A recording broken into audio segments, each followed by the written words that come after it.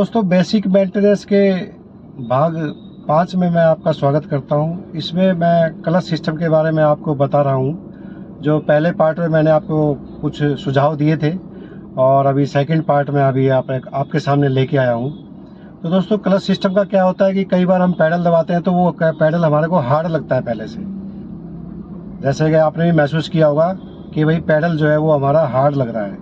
Pedal hard का इसमें reason एक ही होता है कि या तो आपकी क्लच केबल जो है वो हार्ड हो गई है, या प्रेशर प्लेट है उसके स्प्रिंग हार्ड हो गए हैं, या फिर क्लच सिलेंडर या क्लच स्लीव सिलेंडर उसके पिस्टन जो है वो जाम चल रहे हैं। तो ये सब चीज़ें हो जाती हैं। तो आप अपने मैकेनिक से बात करें और इस समस्या का समाधान आप तुरंत करें, क्योंकि हार्ड पैडल जो है वो बड़ी ही घुटनों में दर्द कर देता है। कई बार जाम वगैरह में चलते हैं, ट्रैफिक जाम में चलते हैं तो घुटने जो है वो हमारा दर्द करना शुरू कर देते हैं। इस समस्या का समाधान आप अपने मैकेनिक से जाके करवाएं। कई बार क्या होता है कि पैडल तो हमारा सही है लेकिन गियर नहीं लग रहा है, या पैडल बिल्कुल सही काम कर रहा है लेकिन गियर में आवाज़ आ रही है, गियर आवाज़ करके लग रहा है। तो वो क्या होता है कि हमारा जो क्लच पैडल है उसके अंदर फ्री प्ले नहीं होती है। फ्री प्ले आहिस्ता आहिस्ता ख़त्म हो जाती है। तो क्लच पैडल के अंदर फ्री प्ले का होना बहुत ज़रूरी है। 1 इंच से 1.5 इंच के बीच में वो फ्री प्ले होती है। तो आप इस चीज़ का ध्यान रखें या अपने मैकेनिक से जाके इस समस्या के बारे में बताएं, ताकि वो आपकी क्लच पैडल की जो फ्री प्ले है उसकी एडजस्टिंग कर सके। तो इस चीज़ का भी आप ध्यान रखें, फ्री प्ले होना बहुत ज़रूरी है और क्लच की एडजस्टिंग भी बहुत ज़रूरी है। कई बार क्या होता है कि हम फटाफट गियर लगा देते हैं, 1 number 2 number 3 number 4 number 5 number, जबकि स्पीड हमारी इतनी होती नहीं है गाड़ी की। तो स्पीड के हिसाब से आप गियर लगाएं, और उससे क्या होगा कि अगर हमने जल्दी जल्दी बड़ा गियर लगा दिया और गाड़ी हमारी चल रही है 40 की स्पीड में या 35 की स्पीड में, और गियर हमने लगा दिया चौथा और पांचवा, गियर हमने लगा दिया 5वां नंबर और स्पीड हमारी जो है वो 40 की स्पीड भी चल रही है, तो उससे क्या होगा कि क्लच जो है हमारा वो ठीक है, गाड़ी हमारी आगे आहिस्ता आहिस्ता बढ़ेगी लेकिन क्लच सिस्टम के ऊपर बहुत ज़्यादा असर पड़ेगा। इसलिए इस चीज़ का ध्यान रखें कि अपने गियर का और स्पीड का तालमेल जो है वो हिसाब से करें, उससे आपका क्लच सिस्टम जो है वो सुरक्षित रहेगा। जैसे कि हम गाड़ी चला रहे हैं तो इंजन की स्पीड तो ज़्यादा है लेकिन गाड़ी हमारी कम दौड़ रही है रोड के ऊपर।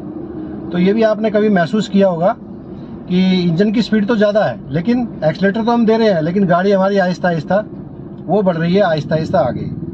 तो इसका मतलब ये है कि आपकी गाड़ी की जो क्लच प्लेट है वो स्लिप मार रही है। स्लिप होने का 1-2 कारण हो जाता है, जैसे क्लच सिस्टम जो है वो पूरी तरह से एडजस्टिंग नहीं हो पाता, या हमारे पैडल के अंदर फ्री प्ले नहीं है, एडजस्टमेंट नहीं है।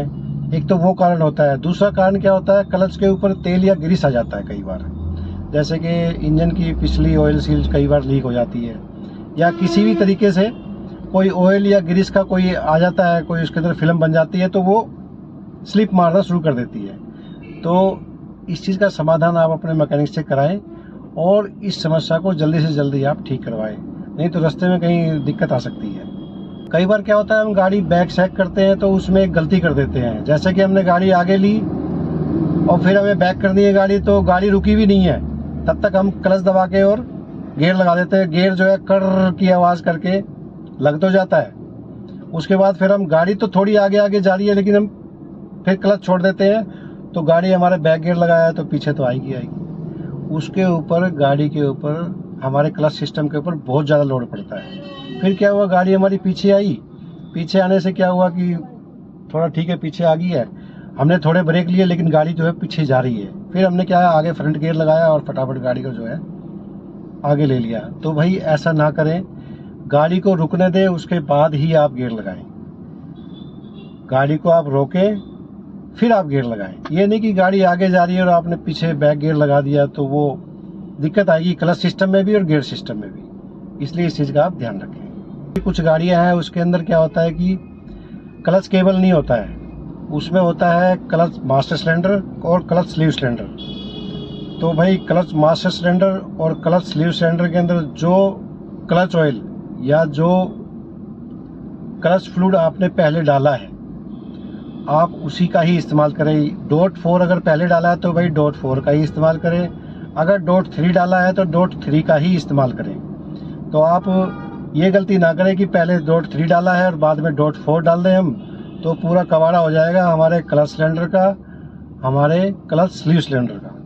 पिस्टन जाम हो जाएंगे और गड़बड़ हो जाएगी, पूरी किट वगैरह कट सकती है। इसलिए जो क्लच ऑयल पहले डाला है, जो क्लच फ्लूइड पहले हमने डाला है, आप उसी का ही इस्तेमाल करके उसका लेवल पूरा करें।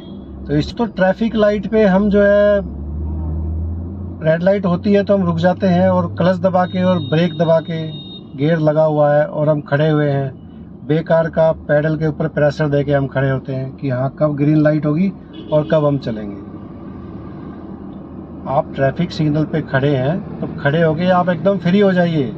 ज़्यादा देर तक क्लच पैडल के ऊपर प्रेशर देना वो बहुत गलत होता है, क्लच सिस्टम को बहुत ज़्यादा नुकसान हो जाता है इस चीज़ से। इसलिए आप ट्रैफिक सिग्नल पे आप कभी भी खड़े हैं तो आप गाड़ी को न्यूट्रल करें, हैंड ब्रेक लगाएं और उसके बाद क्लच पैडल को भी छोड़ दें और ब्रेक पैडल को भी छोड़ दें। फ्री होके बैठे हैं आप, जब ग्रीन हो तो लगाया गियर और चल दो। तो इस चीज़ का ध्यान रखें कि ज़्यादा देर तक क्लच पैडल के ऊपर, ब्रेक पैडल के ऊपर प्रेशर देके नहीं खड़े होना है। पहाड़ी इलाके के अंदर क्या होता है कि हम हाफ क्लच का इस्तेमाल करते हैं कई बार। जैसे कि मेरे जैसे भाई हैं जो प्लेन इलाके से पहाड़ी इलाके में घूमने जाते हैं, तो वो क्या करते हैं, हाफ क्लच पे गाड़ी खड़ी कर लेते हैं, ब्रेक का इस्तेमाल नहीं करते वो, कि ब्रेक दबाएंगे और फिर जैसे ही चलना होगा तो गाड़ी पीछे जाएगी। इसलिए क्या करते हैं, क्लच के तालमेल से ही क्लच को हाफ करके ही गाड़ी को ऐसे खड़ा कर देंगे और गाड़ी आगे पीछे ऐसे ऐसे चलती रहेगी, हल्की हल्की होती रहेगी। और जैसे ही उनका जो है ऑब्स्टिकल कोई भी आ गया है वो क्लियर होगा तो वो क्लच से ही अपने आगे चल पड़ते हैं। तो भाई ऐसी गलती ना करें, क्लच को हाफ क्लच करके कभी भी पहाड़ी इलाके में आप गाड़ी को ऐसे खड़ी ना करें, ब्रेक का इस्तेमाल करें। तो याद रखें, पहाड़ी इलाके में हाफ क्लच का इस्तेमाल ठीक है, इमरजेंसी में कभी कर लिया ठीक है, लेकिन वो गलत होगा क्योंकि आपके क्लच सिस्टम के ऊपर बहुत ज़्यादा दिक्कत आ सकती है। क्लच गर्म होकर स्लिप मार सकता है, कोई चीज़ टूट सकती है। इसलिए इस चीज़ का ध्यान रखें कि हाफ क्लच में गाड़ी खड़ी करने की कोशिश आप ना करें, ब्रेक का इस्तेमाल करें उस चीज़ के लिए आप। तो दोस्तों ये है ABC, एक्सीलरेटर, ब्रेक और क्लच। इसके ऊपर जो ये रबड़ पैड जो लगे हुए हैं, ये जो रबड़ के गुटके लगे हुए हैं, रबड़ पैड, ये बहुत ही महत्वपूर्ण होते हैं। इनको अगर ये आपकी गाड़ी के अंदर कहीं कट गए हैं या फट गए हैं या है नहीं, तो आप इनको ज़रूर लगवाएं। पैडल दबाने से हमारा पैर स्लिप ना हो, इसलिए ये रबड़ के पैड लगाए गए हैं। तो आप ध्यान रखें कि ये जो रबड़ पैड है ये बहुत ही ज़रूरी है। अगर आपकी गाड़ी में नहीं है तो आज ही ये रबड़ पैड आप अपनी गाड़ी में लगवाएं, चाहे बड़ी गाड़ी हो चाहे छोटी गाड़ी हो। इस चीज़ का आप ध्यान रखें। एक्सीलरेटर, ब्रेक और क्लच पैडल के ऊपर रबड़ पैड लगे होते हैं, आगे रबड़ के गुटके लगे होते हैं, जो कई बार क्या होता है घिस घिस के वो ख़त्म हो जाते हैं और खाली लोहा लोहा रह जाता है। हम क्या करते हैं, चलते रहते हैं, उस चीज़ को हम ज़्यादा तवज्जो नहीं देते हैं। तो भाई ये जो रबड़ पैडल लगाए गए हैं, हमारा पैर स्लिप ना हो इसलिए ये रबड़ पैड लगाए हुए हैं। इन पैडल पे, क्लच पैडल पे, ब्रेक पैडल पे रबड़ पैड इसलिए लगाए गए हैं क्योंकि हमारा पैर स्लिप ना हो। और स्लिप हो गया पैर, जैसे हमने पैडल दबाया और पैर जो है स्लिप मार गया, तो भाई बहुत बड़ा हादसा होने का डर रहता है। इसलिए अगर आपके रबड़ के गुटके, रबड़ के पैड अगर ख़राब हो रखे हैं तो उनको आप तुरंत चेंज कराएं। और पैर स्लिप हो गया तो पैर में भी चोट लग सकती है और आगे गाड़ी तो एकदम जंप करके आपकी, मतलब कोई भी हादसा हो सकता है। इसलिए रबड़ पैड लगवाना बहुत ज़रूरी है। तो जितने भी पैडल हैं ये ABCD, एक्सीलरेटर, ब्रेक, क्लच और डेड पैडल, उनके ऊपर आप रबड़ पैड जरूर लगवाएं। अगर तो दोस्तों ये कुछ सुझाव थे क्लच सिस्टम के बारे में। अगर आपके पास भी कोई सुझाव है तो मुझे कमेंट बॉक्स में ज़रूर बताएं। ट्रैफिक के नियमों का पालन करते हुए आप चलते रहिए मेरे साथ on the royal highway. Channel पे अगर नए हैं तो सब्सक्राइब जरूर करें और वीडियो अच्छा लगे तो एक लाइक तो बनता है। तो ऐसे ही इंटरेस्टिंग वीडियो के लिए मैं आगे भी आपसे मिलता रहूँगा। तब तक के लिए जय हिंद।